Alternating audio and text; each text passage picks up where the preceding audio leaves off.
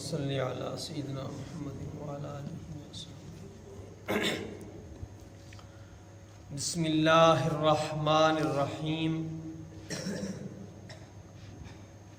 وَإِذْ قَالَ عِيسَى ابْنُ مَرْيَمَ يَا بَنِي إِسْرَائِيلَ إِنِّي رَسُولُ اللَّهِ إِلَيْكُمْ مُصَدِّقًا لِمَا بَيْنَ يَدَيَّ مِنَ التَّوْرَاةِ وَمُبَشِّرًا بِرَسُولٍ يَأْتِي مِن بَعْدِ اسْمُهُ أَحْمَدُ فَلَمَّا جَاءَهُم بِالْبَيِّنَاتِ قَالُوا هَذَا سِحْرٌ مُبِينٌ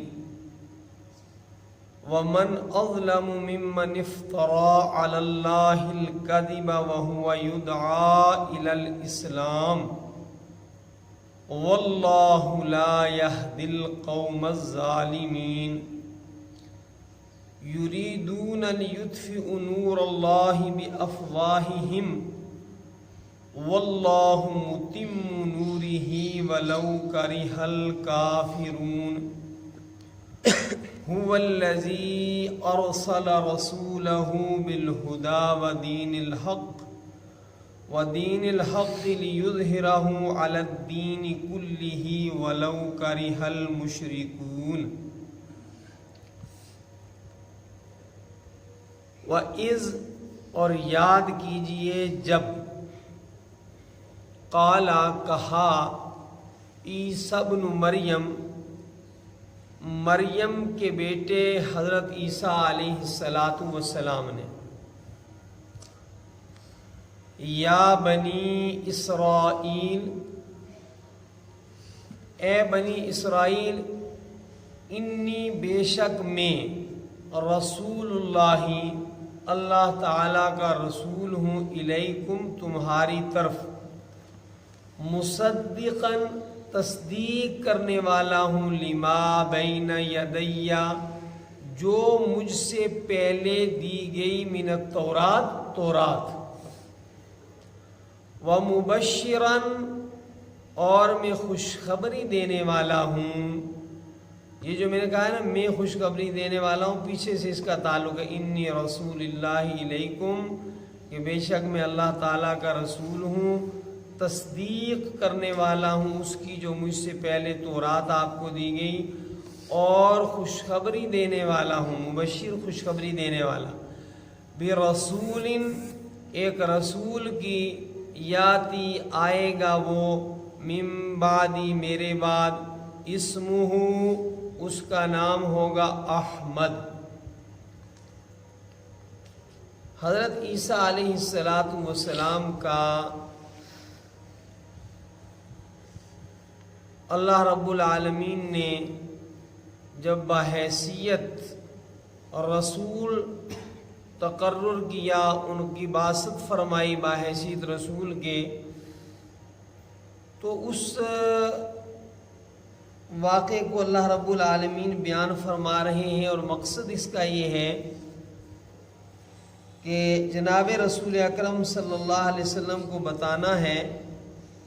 کہ جس طرح آپ ایک اچھا پیغام لے کر آئے ہیں اور اس کا انکار کیا جا رہا ہے، اسی طرح پہلے نبیوں کے ساتھ بھی ہوا ہے۔ یہ اس قسم کی روایت بد بڑی پرانی ہے۔ جو ترجمہ میں نے آپ کے سامنے کیا ہے، اس سے ایک بات تو یہ ثابت ہوئی کہ حضرت عیسیٰ علیہ السلام نے جب یہ کہا کہ میں اللہ کا رسول ہوں تمہاری طرف بنی اسرائیل، تو اس سے تردید ہوتی ہے عیسائیوں کے اس نظریے کی کہ جو عیسائی یہ کہتے ہیں کہ عیسیٰ علیہ السلام اللہ کے پیغامبر نہیں تھے بلکہ وہ اللہ تعالیٰ کے بیٹے تھے۔ ایک تو اس کی تردید ہوئی، دوسری یہودیوں کی تردید ہے نقل کفر نہ باشد، یہودی حضرت عیسیٰ علیہ السلام کو نعوذ باللہ ولد الزنا کہتے تھے، ان کا باپ کوئی نہیں ہے۔ اور تیسری بات اس آیت مبارکہ سے یہ معلوم ہوئی کہ عیسیٰ علیہ السلام کے بعد جو آنے والی ہستی ہیں وہ حضرت محمد صلی اللہ علیہ وسلم کی ہیں۔ حضور اکرم صلی اللہ علیہ وسلم نے ارشاد فرمایا انا بشارت عیسیٰ انا دعوت ابی ابراہیم و بشارت عیسیٰ و رؤیا امی، کہ میں اپنے باپ ابراہیم علیہ السلام کی دعا ہوں۔ انا دعوت ابی ابراہیم، حضرت ابراہیم علیہ السلام نے جب اپنے بیٹے حضرت اسماعیل علیہ السلام کے ساتھ مل کر کے کعبۃ اللہ کی تعمیر مکمل کی، تو کعبۃ اللہ کی تعمیر مکمل کرنے کے بعد جو دعائیں فرمائیں آپ نے، ان میں ایک دعا یہ بھی تھی کہ اللہ رب العالمین میری نسل سے ایسا نبی پیدا فرما کہ جو گویا اس کعبۃ اللہ کو آباد کرے۔ تو نبی صلی اللہ علیہ وسلم نے فرمایا انا دعوت ابی ابراہیم، میں اپنے باپ ابراہیم کی دعا کا ثمرہ ہوں، نتیجہ ہوں۔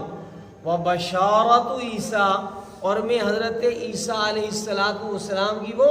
خوشخبری ہوں۔ و رؤیا امی، اور میری ماں کی میں اچھی اچھی خوابوں کی بہترین تعبیر ہوں۔ ہوئی پہلوئے آمینہ سے ہویدا، دعائے خلیل و نوید مسیحا۔ یاد رکھیں کہ یہاں پر جو حضرت عیسیٰ علیہ السلام نے رسول اکرم صلی اللہ علیہ وسلم کا نام ذکر کیا احمد، کہ میں خوشخبری دیتا ہوں ایک رسول کی جو میرے بعد آئے گا اور اس کا نام ہوگا احمد۔ حضور اکرم صلی اللہ تعالی علیہ وسلم نے خود ارشاد فرمایا ان لی اسماء، میرے بہت سارے نام ہیں۔ انا محمد، میرا نام محمد بھی ہے، احمد بھی ہے، حاشر بھی ہے۔ احمد اس کو کہتے ہیں کہ جو بہت زیادہ اللہ تعالیٰ کی تعریف کرنے والی ہستی ہو۔ حضور اکرم صلی اللہ تعالی علیہ وسلم نے کائنات عالم میں سب سے زیادہ اللہ تعالیٰ کی تعریف کی ہے، سب سے زیادہ اللہ تعالیٰ کی تعریف کی ہے۔ عبادات میں تو تعریف کی ہی نبی صلی اللہ علیہ وسلم نے اللہ تعالیٰ کی، اور ہمیں بھی بتایا کہ اللہ تعالیٰ کی تعریف کرو۔ نماز کے لیے ہم کھڑے ہوتے ہیں تو کہتے ہیں اللہ اکبر، یہ بھی اللہ تعالیٰ کی تعریف ہے۔ علاوہ ازیں حج کے موقع پر جو ہے وہ لبیک اللہم لبیک لا شریک لک لبیک، ایام عید الاضحیٰ کے موقع پر ہم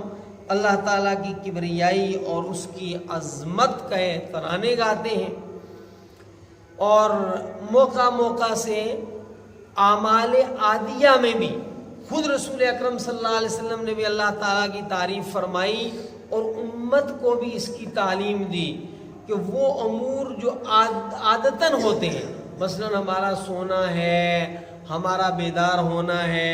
ہمارا کھانا کھانا ہے، ہمارا کھانے سے فراغت پانا ہے، اسی طریقے سے آئینہ دیکھنا ہے، کپڑا پہننا ہے، گھر کے اندر داخل ہونا ہے، گھر سے باہر نکلنا ہے، یہاں تک کہ بیت الخلاء قضائے حاجت سے فارغ ہونا ہے، تو ہر موقع پر اللہ رب العالمین کی حمد و تعریف کی نبی اکرم صلی اللہ علیہ وسلم نے ہمیں تعلیم دی۔ مثلا ہم قضائے حاجت سے فارغ ہوتے ہیں تو ہمیں تعلیم دی، اور خود نبی اکرم صلی اللہ علیہ وسلم نے اللہ تعالیٰ کی تعریف فرمائی الحمدللہ الذی اذھب عنی الاذى وعافانی۔ تمام تعریفیں اس ذات پاک کے لیے ہیں، اس ہستی کے لیے ہیں، اس رب کائنات کے لیے ہیں جس نے ہم سے تکلیف کو دور کر دیا۔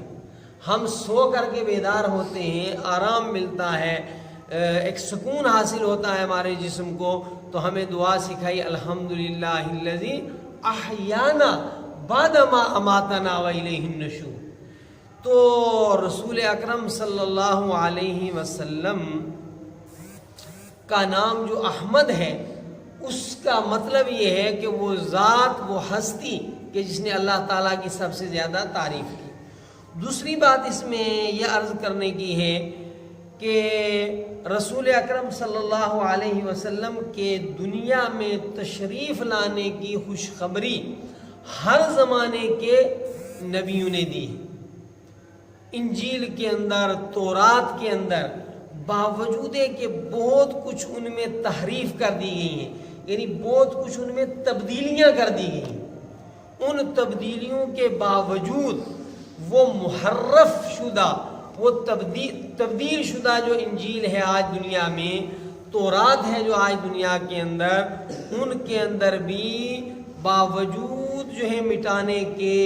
پھر بھی بعض جگہوں پر نبی اکرم صلی اللہ علیہ وسلم کے اسم مبارک کے ساتھ، یعنی آپ کے نام کے ساتھ آپ کا تذکرہ موجود ہے،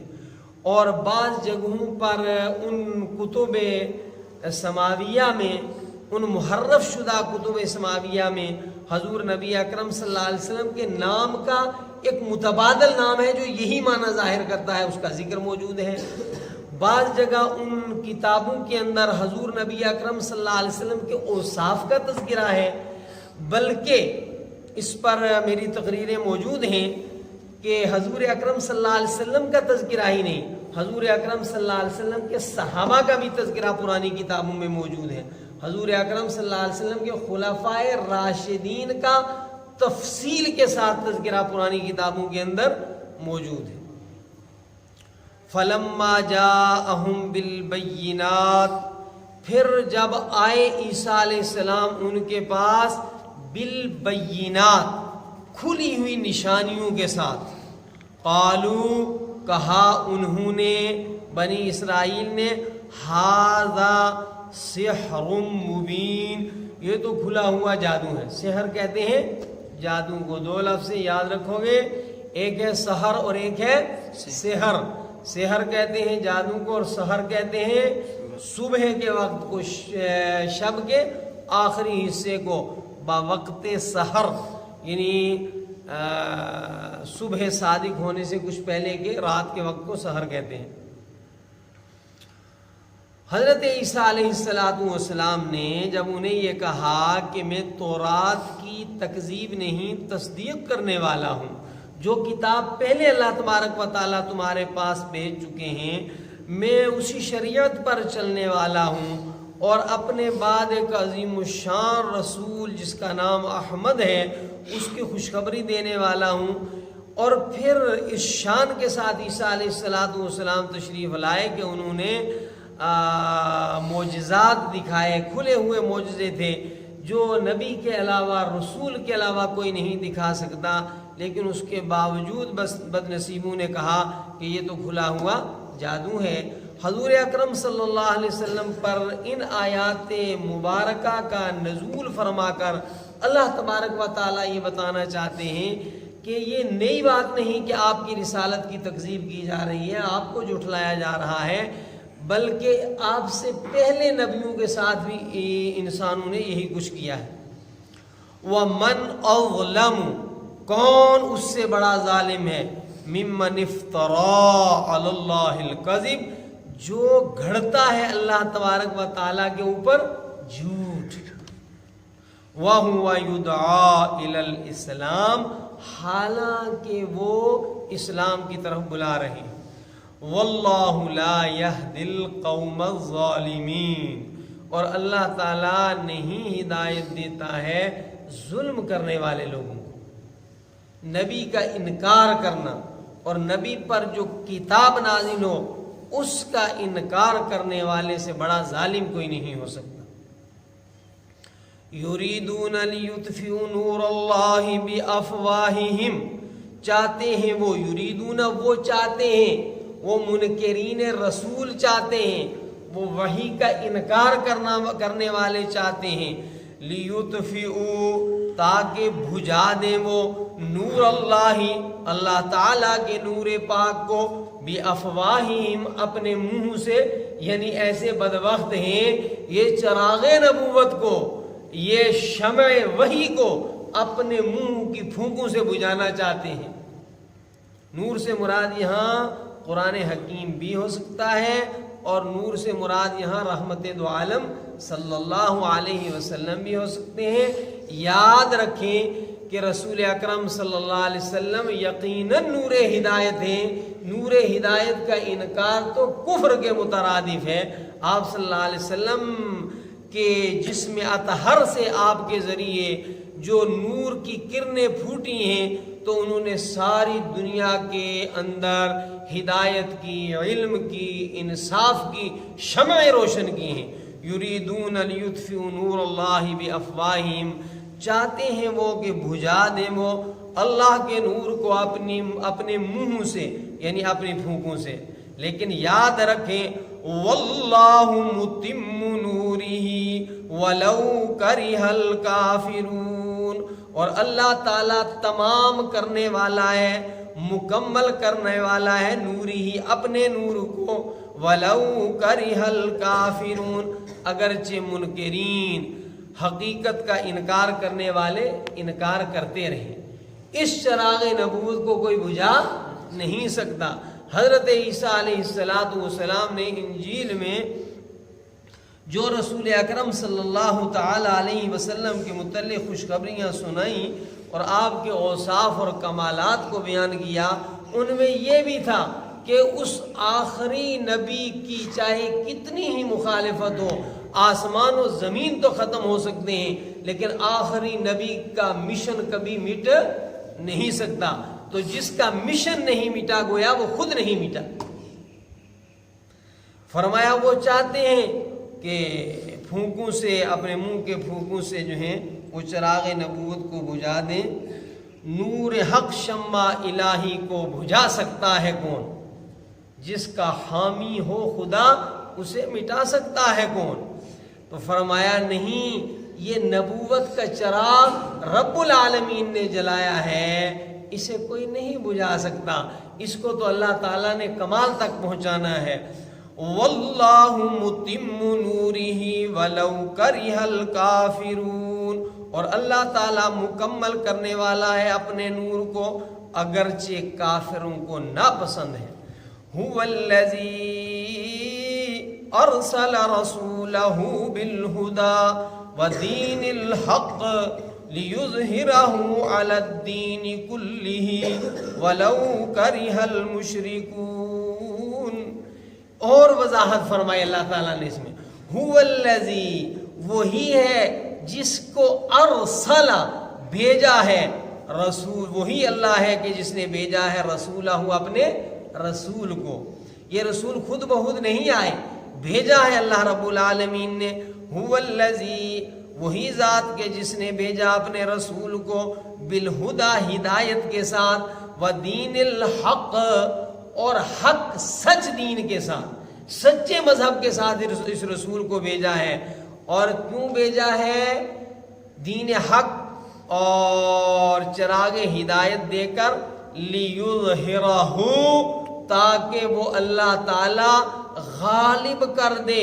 علی الدین کلہ، دنیا کے سارے باطل نظاموں پر، دنیا کے سارے باطل ادیان کے اوپر، اس دین کو جس دین کو اللہ تعالیٰ نے رسول اکرم صلی اللہ علیہ وسلم کو دے کر بھیجا ہے۔ وَلَوْ كَرِهَ الْمُشْرِكُونَ، اگرچہ وہ مشرکوں کو کافروں ہی کی طرح ناپسند ہو حق کا، توحید کا غالب آنا۔ ایک تو یہ آیات مبارکہ جب نازل ہوئیں تو چند ہزار افراد پر مشتمل مدینہ منورہ کے اندر مسلمان تھے، لیکن بہت ہی تھوڑے عرصے کے اندر ان آیات کے نزول کے بعد جو ہے اسلام جزیرۃ العرب کی حدود سے نکل کر یورپ میں، ایشیا میں اور افریقہ میں پھیلتا چلا گیا۔ اور درمیان میں ایک دور ایسا گزرا کہ جب آج جن اقوام کو دنیا میں ترقی یافتہ اقوام کہا جاتا ہے، جس طرح یورپ کے اندر رہنے والے عیسائیوں اور یہودیوں کو، تو یہ اندھیروں کے اندر تھے، گمراہی کے اندر تھے، اور مسلمان جو ہے وہ دنیا کے اوپر چھائے ہوئے تھے۔ اور دوسری اس سے اگر سلطنت اور حکومت کبھی کبھی مسلمانوں سے نکل جائیں تو اصل غلبہ جو ہے وہ استدلالی غلبہ ہوتا ہے، حقیقتاً کہ بھئی سچائی تو سچائی ہوتی ہے، چاہے وہ ظاہری طور پر سچا آدمی کچھ دیر کے لیے مغلوب ہو جائے، لیکن حقیقت کی بنیادوں پر وہی غالب ہوتا ہے۔ تو دلائل کی بنیاد پر، حقانیت کی بنیاد پر آج بھی اور ہر دور کے اندر اسلام جو ہے وہ غالب رہا ہے، غالب ہے۔ اور اب آخری زمانے میں حضرت عیسیٰ علیہ السلام جنہیں اللہ تبارک و تعالیٰ نے زندہ آسمانوں پر اٹھا لیا ہے، جب وہ دنیا میں تشریف لائیں گے تو ان کے ذریعے اللہ رب العالمین پوری دنیا کے اندر اسلام کو مکمل غلبہ عطا فرمائیں گے، اور تمام ادیان باطلہ، تمام نظام ہائے باطلہ جو ہیں اور نظام ہائے باطلہ کے ماننے والے اور علمبردار یا تو اسلام قبول کر لیں گے یا وہ ختم ہو جائیں گے۔ ہر طرف پوری دنیا کے اندر از مشرق تا مغرب، از شمال تا جنوب جو ہیں وہ اللہ کے رسول جناب محمد الرسول اللہ صلی اللہ علیہ وسلم کو اللہ تبارک و تعالیٰ نے جس دین حق کے ساتھ بھیجا تھا اس کا غلبہ ہوگا۔ اسی کو فرمایا هو الذی ارسل رسولہ بالہدی، اور وہی ذات حق تعالی ہے کہ جس نے اپنے رسول کو دین حق اور ہدایت کے ساتھ بھیجا تاکہ غالب کر دے وہ اس دین کو تمام دنیا کے نظام ہائے باطلہ پر، اگرچہ مشرکین کو یہ بات ناپسند ہو۔